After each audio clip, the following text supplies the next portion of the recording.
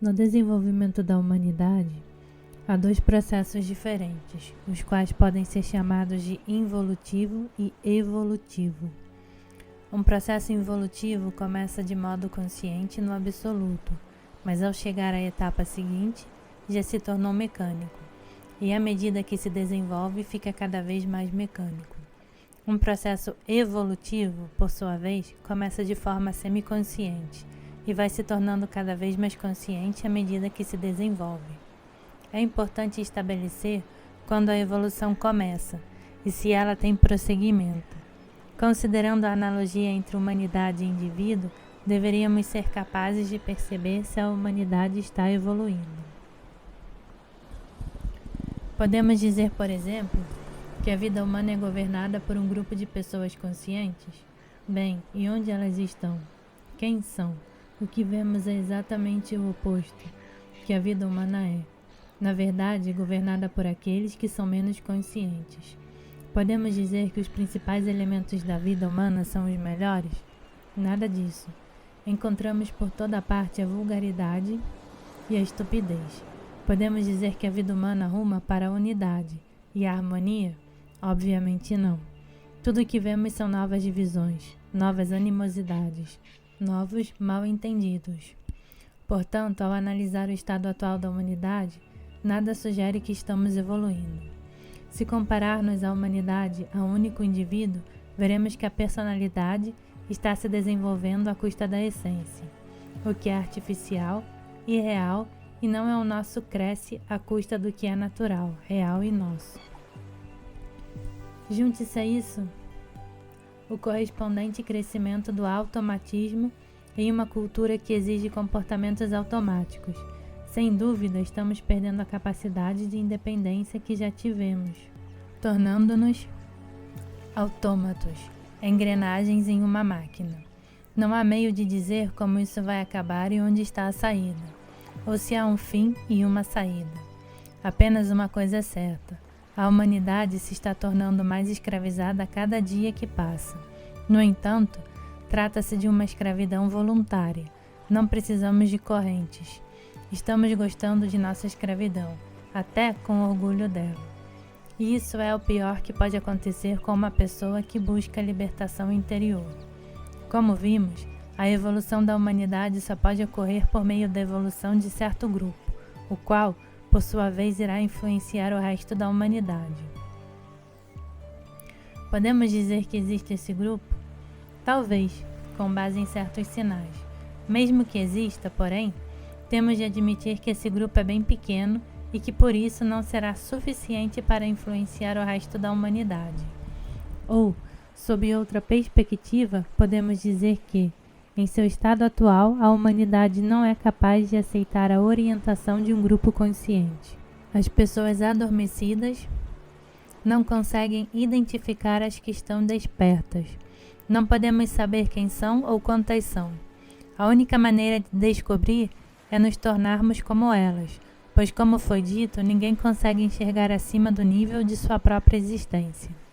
Digamos que, se houvesse 200 pessoas conscientes que vissem a necessidade obrigatória e legítima de mudar o resto da vida na Terra, elas poderiam fazê-lo.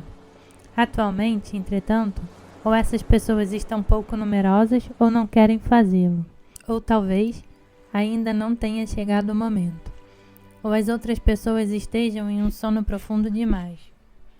Isso nos leva à questão do esoterismo. A vida da humanidade é governada por influências de duas fontes diferentes. Primeiro, as influências planetárias, as quais atuam de forma totalmente mecânica e são recebidas tanto pela humanidade em geral, quanto pelos indivíduos, de maneira involuntária e inconsciente. Segundo, as influências que provêm dos círculos internos da humanidade, de cuja existência e importância a grande maioria não tem mais consciência do fato de estar sob a influência dos planetas. A humanidade a qual pertencemos, isto é, a humanidade histórica e pré-histórica conhecida como civilização, constitui, na verdade, apenas o círculo externo da humanidade, dentro do qual há vários círculos internos que podemos visualizar como concêntricos, um dentro do outro. O círculo mais interno, chamado de esotérico, consiste de pessoas que atingiram o mais alto potencial de desenvolvimento humano, ou seja, cada uma possui o mais elevado grau de individualidade, inclusive um eu indivisível. Todas as formas possíveis de consciência e de conhecimento e uma vontade livre e independente. Para elas não é possível agir de maneira a contradizer seu conhecimento, ou ter conhecimentos que não se expressem em suas ações. Ao mesmo tempo, não lhes é possível discordar ou compreender a mesma coisa de formas distintas. Portanto, tudo o que fazem está totalmente coordenado entre elas e serve a uma meta comum, sem qualquer compulsão, pois baseia-se em uma compreensão comum e idêntica. O círculo interno seguinte é chamado mesotérico, ou círculo intermediário, o qual inclui pessoas que possuem todas as qualidades do círculo esotérico, exceto por seu conhecimento cósmico, que é mais teórico, diferentemente do círculo esotérico. Essas pessoas conhecem e compreendem muitas coisas que não expressam em suas ações. Conhecem mais do que aquilo que podem fazer. Contudo, a compreensão é tão precisa e, portanto, a mesma, quanto a das pessoas do círculo esotérico. Entre elas não pode haver discórdia ou mal-entendidos. Cada uma tem o mesmo conhecimento que as demais, e todas compreendem as coisas do mesmo modo. Mas, como foi dito, em comparação com o círculo esotérico, seu conhecimento é um pouco mais teórico. O terceiro círculo é chamado de exotérico, ou círculo externo, pois se situa na periferia da parte interna da humanidade. Embora seus membros possuam muito do que os círculos esotérico e mesotérico tenham atingido, seu conhecimento cósmico é mais filosófico, ou seja, mais abstrato do que o do círculo mesotérico. O que o círculo mesotérico calcula, o membro do círculo exotérico contempla. Essas pessoas podem ter conhecimentos que não se expressam em suas ações, mas não é possível terem conhecimentos diferentes. O que uma compreende, todas compreendem. Em geral, na literatura que trata do esoterismo, a humanidade se divide em dois círculos, o exotérico e o esotérico, e o primeiro é equiparado com a vida humana normal. Porém, o verdadeiro círculo exotérico já é algo que, do modo como estamos, situa-se bem longe e bem acima de nós. Para o homem comum, esse círculo já é esotérico. O círculo externo é o círculo da humanidade mecânica, a qual pertencemos, a única que conhecemos. Sua característica primária é a falta de compreensão comum entre seus membros.